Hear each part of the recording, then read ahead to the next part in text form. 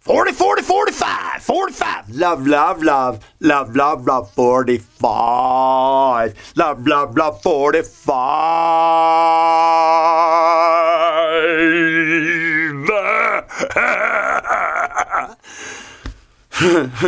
Yeah. No, oh, yeah, love. Oh, hit yourself with some love. Here, Berber. Yeah, Berber, hit yourself with some love. That's a good one. You know, because you understand what this means, right? Oops. Oh, well, they do help me from time to time when I'm reading. I get so used to it. Well, anyway. Hit yourself with this. It's okay that I did. It's okay to make a mistake. It's okay. You don't know what this means, right? Hit yourself with some love. You know, I wonder. Here's a story. I knew this lady, and her name was Ann Brebner, and she wrote a book called "Setting Free the Actor." And she, I spent a little bit of time with her one time, and one of the things that she told me was that when she was going through some experiences in her life, and she was learning, she had. I don't know. I think she maybe said she had a rock or a flat stone or something like that. And while she was going through the experience or whatever it is, she also would take that stone out of her pocket or whatever the deal was and sit there and rub that stone to give her a feeling, not the sense of feeling, because we talked about the sense of feeling, and to give her a sensation. There we go. To give her a sensation while she was going through the experience that she was going through, so that it would have a deeper impact on her, on herself. So, and that's, we're all extremely sensitive as human beings, more sensitive than you can ever imagine. I mean, really. I mean, if there was some way to study the sensitivities of people and all the intricacies that make people up, it would be just huge. It'd probably be a big book.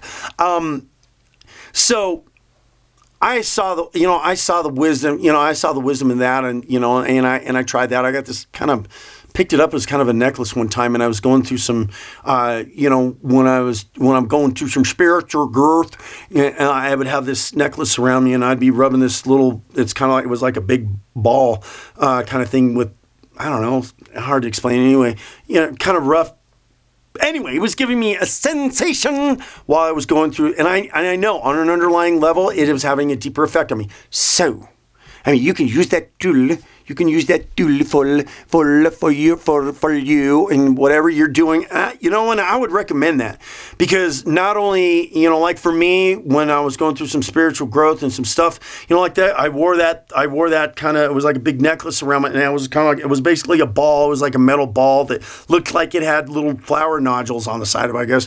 And whenever I was going through something, like, sit there and I would rub that little ball and roll it around in my hand and squeeze it to give myself that sensation while I was going through that experience. And I know on an underlying level it helped, because it symbolized it all. Not only was I going through the exercise, but it's also symbolizing something that I was doing at the same time. Because while I'm thinking about it and then giving myself a sensation, and that necklace was creating a sensation while I was doing it. So that could be a really simple tool for you to use too. That could be a really simple tool for you to use too.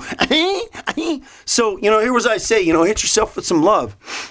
The next time you're talking down with yourself and you realize, man, I just really am, whatever it is, whatever the word that you're using, I'm just this or I'm just that, whatever it is, I'm a loser, baby. So why don't you, we ain't gonna sing that. But hit yourself with some love. Remind yourself, use that, hit yourself with some love. And use that as a tool sometimes, because, there isn't enough patting on the back that goes on out there, is there? There isn't enough encouragement and patting on the back. So, instead of, you can't really, I always thought that was kind of stupid, but oh yeah, great job there, buddy. Great job. Yeah, right on. I did good at that. I'm happy about that. Or, oh man, I just really am so down about that. I'm just really a this or no, hold on a minute.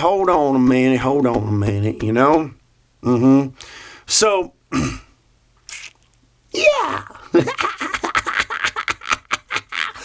Positive affirmations to yourself.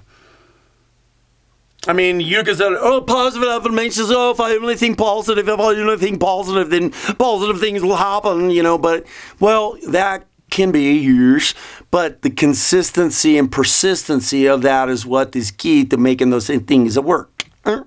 And, life has a way of kind of knocking you around and causing you to forget. So doing something to remind you, whether it's a symbolistic thing like this or, because it could be like this. And then at the same time you're doing this, give yourself a positive affirmation that I'm good enough at this. I'm great at this. I did a good job at this. And people start to ask, what are you doing? I'm giving myself a little love there, because you ain't giving me none. So I got to give myself some,